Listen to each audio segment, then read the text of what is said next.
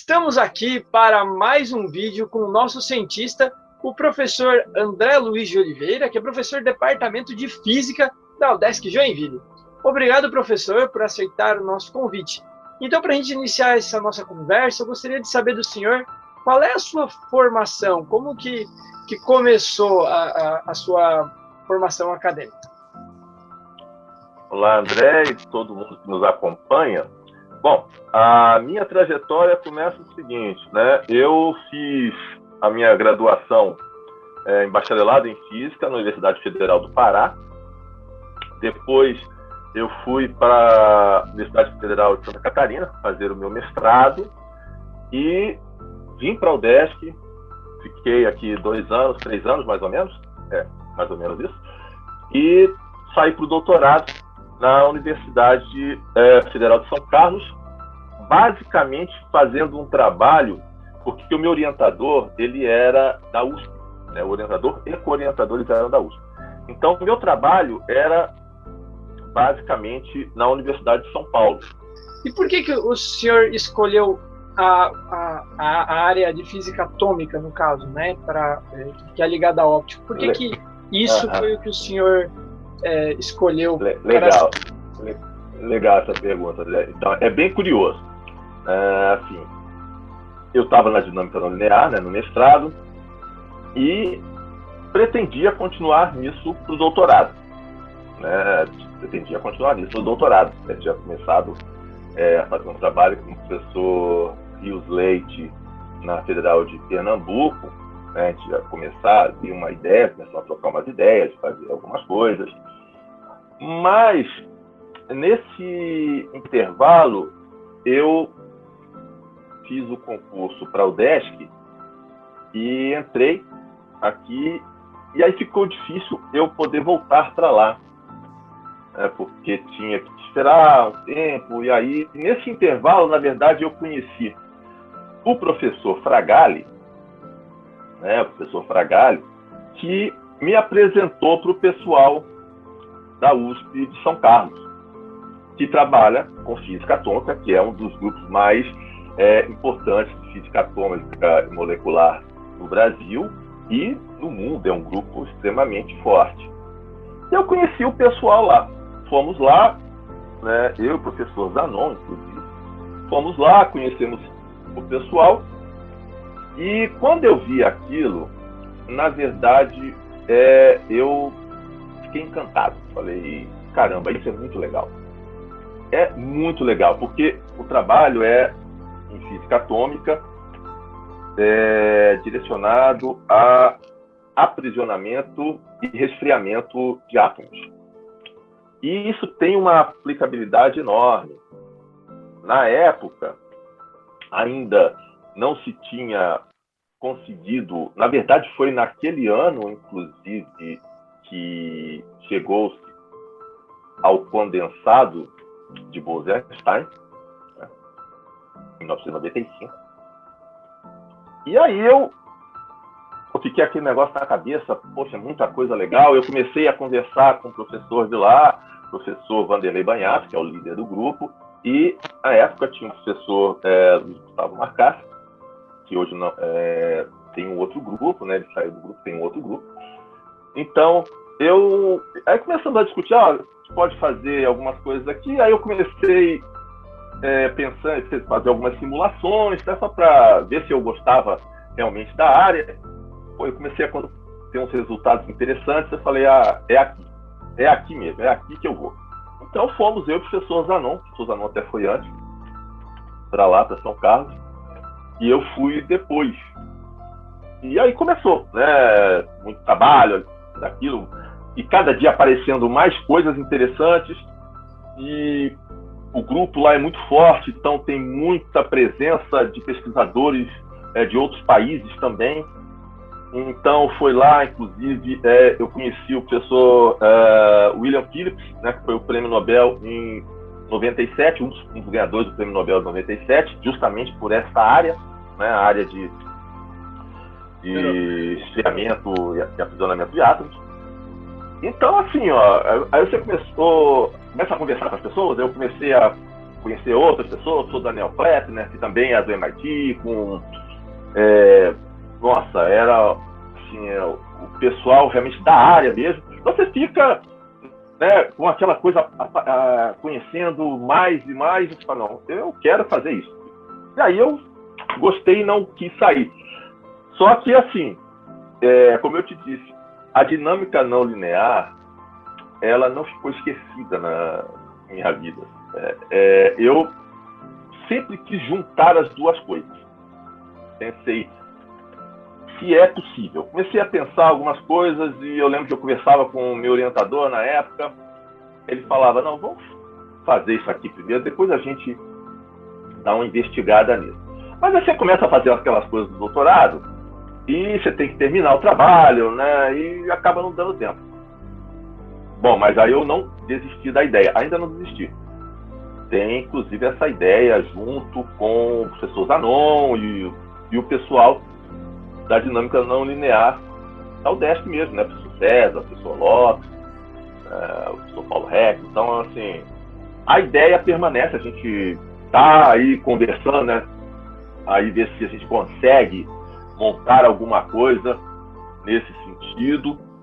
Já tem um pessoal estudando isso pelo mundo, né? Prova, então, que a minha ideia não estava tão errada assim. Né? Tem coisas interessantes.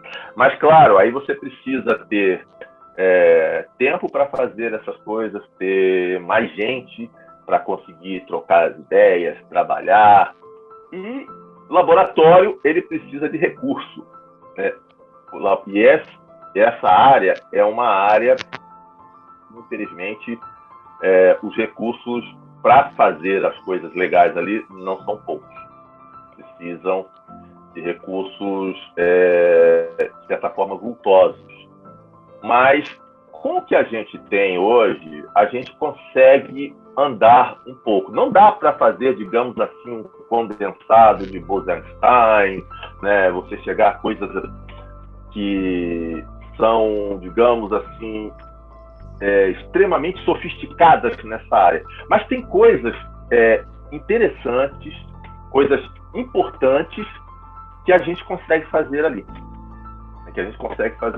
Porque tem essas pessoas que estão trabalhando com a física atômica lá na ponta, com condensados e as coisas que vêm dele, que são absolutamente interessantes, tem ligação hoje já com astronomia, então tem muita coisa legal para fazer.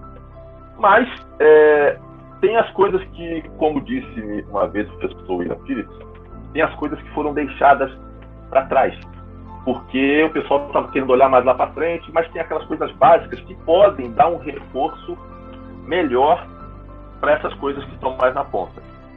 Aí eu pensei, bom, eu não tenho tanto recurso para fazer as coisas lá da ponta, mas essas coisas, né, que foram deixadas aí para trás, eu consigo fazer. Então é isso que a gente está com o olho, com foco nessas coisas que são absolutamente importantes também. Né? Assim, não são coisas de segunda linha, né? Mas são coisas que as pessoas pularam, digamos assim, algumas etapas, porque elas queriam olhar os fenômenos mais na frente e que elas tinham recurso para fazer. Né? Então, mas tem muita física interessante para olhar aí ainda. Bom, o professor já respondeu para a gente aí a próxima pergunta que eu ia fazer, né, que era sobre o que o senhor estava trabalhando atualmente. O senhor já respondeu dizendo o que você está trabalhando no momento. Mas, professor, além de tudo isso, né, além da área científica, né, o professor também tem a vida, né? Tem a vida em casa, tem o que gosta de fazer, o que não gosta de fazer, enfim. O que o André Luiz, o meu xará, gosta de fazer? Bom, cara, é assim. O que eu gosto de fazer? Sempre gostei muito de praticar esporte. Né? Sempre gostei, joguei vôlei muito tempo. É uma coisa que eu gosto muito de fazer. E no momento, né, por essa situação que a gente está no país e no mundo, mas especialmente no nosso país, o vôlei está suspenso, né? Eu, por opção, né, por preservar a mim e as pessoas também com quem eu convivo, né, minha família, tudo, eu penso que quanto menos eu me colocar em situação de risco, melhor para todo mundo. Então, bom, essa parte do vôlei teve que ser deixada de lado. O que eu gosto mais de fazer também? Além, né, eu leio, gosto de ler bastante, leio um monte de coisa, leio muitos livros relacionados à situação política, histórica. Gosto muito da língua portuguesa. Tá? É uma coisa assim que eu tenho um hobby. Eu tenho uma irmã que trabalha com linguística e eu sempre gostei. Na época da minha graduação, eu tinha uma amiga minha que hoje ela é professora na Universidade Federal do Pará e ela fazia letras. Então era muito interessante porque a gente conversava bastante e vira e mexe assim, eu ia lá num horário assim que tinha uma folga, assistir o seminário do grupo dela.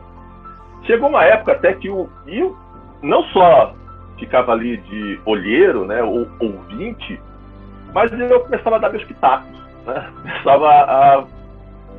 E aí o orientador dela, certa feita, me perguntou em que fase do curso eu estava. E eu comecei a rir, ela também não entendeu nada. Ela falou, não, mas ele não é do nosso curso. Ah, não, mas eu pensei que ele fosse, mas que curso você é? Eu falei, eu sou da física. Aí ele parou, assim, ficou me olhando. Bom, você pode continuar vindo aqui e se quiser largar a física, a gente te recebe aqui de braços abertos. Mas assim, eu sempre gostei, né? E outra coisa que eu gosto muito de fazer, bom, nessa situação de pandemia, que a gente não pode sair muito de casa, eu sempre gostei muito de dirigir, né? Mas também não dá para ficar saindo toda hora, porque você pode dar a volta de carro, mas não pode sair muito do carro. Então, o que eu faço? Eu gosto de videogame. E, basicamente, de corrida. Eu adoro Fórmula 1, sempre gostei, desde que eu me entendo por gente, eu vejo Fórmula 1. É um assunto que, infelizmente, ainda é realidade no Brasil, né? Não é uma exclusividade nossa, da UDESC, que o senhor é o único professor negro do DEFIS, né? E a gente sabe que isso é uma realidade constante no Brasil, e muita gente acaba não querendo conversar, porque acha porque é um assunto delicado, etc. Mas parece que quanto menos a gente fala, mais se esconde, mais isso se normatiza na nossa sociedade. O senhor, como alguém que vive isso constantemente, como que o senhor vê essa situação?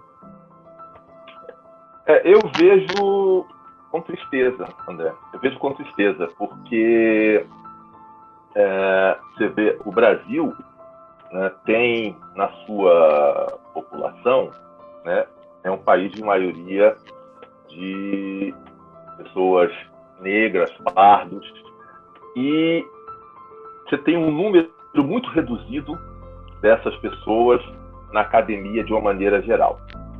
Você tem, e principalmente na área da física, eu conheço alguns outros, né, em outras universidades, mas nosso caso sou eu.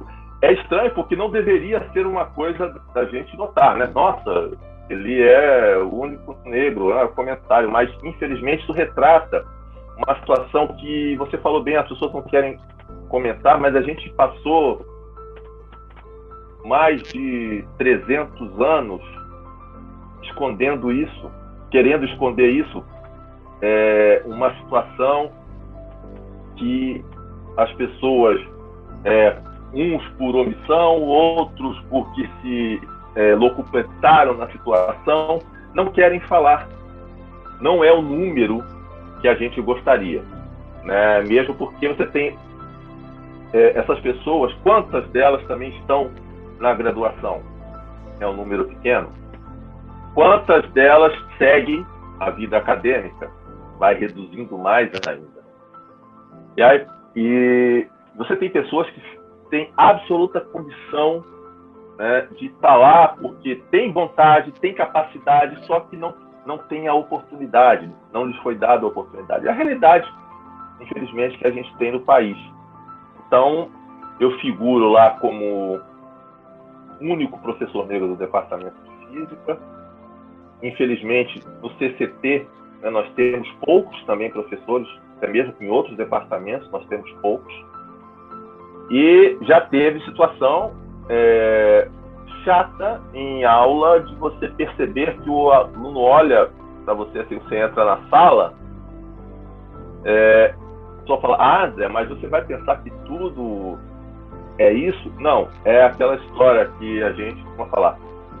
Você é negro? Não. Então você não sabe essa realidade. Não é, sabe? Por mais que você não conhece essa realidade. A gente sabe o que é a discriminação, quando é um olhar de discriminação, quando há um discurso de discriminação, ou às vezes uma pergunta que tenha esse cunho discriminatório. A gente tem debatido ultimamente, né, no Brasil, com anos, séculos de atraso, que chama-se racismo estrutural. O racismo estrutural. As pessoas já nem sabem mais por que elas repetem aquilo. Já faz parte da estrutura. Ser racista, mesmo às vezes, não, eu não sou racista. Aí tem aquelas famosas frases, né? Eu não sou racista, poxa, eu tenho vários amigos negros. Isso aí já, né, já denota a estrutura do racismo que está impregnado em nossa sociedade, infelizmente. Para que essa coisa mude, a gente precisa fazer assim. Não simplesmente dizer, mas eu não sou racista. Mas você condena o racismo? Não, assim, eu não gosto de falar sobre isso. Sabe? É uma maneira, na verdade, da pessoa corroborar aquilo. Ela não diz, olha, eu não gosto disso, eu condeno isso, mas eu fico na minha aqui. Se alguém falar, às vezes dá aquele risinho, né? Não, mas que eu não quero contrariá-lo. Né? Não, desculpe, mas não dá para ser assim. Não dá, senão isso nunca vai acabar. Nunca vai ter fim. Professor, a nossa conversa foi muito legal, foi muito boa. Eu fico muito feliz de poder ter essa oportunidade de conversar com o senhor. Então, gostaria que agora, no final, o senhor deixasse um recado para quem está nos assistindo. Bom, André, eu agradeço muito essa oportunidade. A conversa foi excepcional. E o que eu tenho a dizer para as pessoas que estão nos assistindo, para as pessoas que querem, de fato, que estão na academia, que querem entrar na universidade ou querem seguir uma linha de estudo, primeira coisa é entender o que quer fazer. Né? Entender o que quer fazer. Claro, tem toda a questão da oportunidade, o que ela tem, né, disponível, o que ela consegue fazer, mas não desistir. A vida acadêmica não é simples.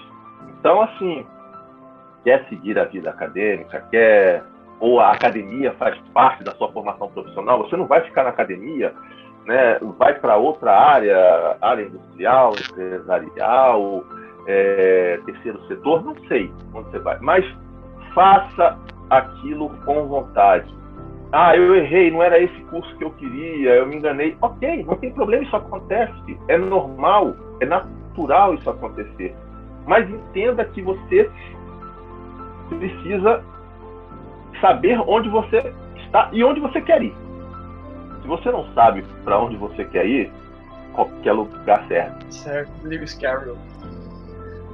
Então é importante querer saber onde quer chegar e manter-se firme naquele propósito, apesar de todas as adversidades que a gente enfrenta no caminho, ainda vai enfrentar, mas sempre querendo superar.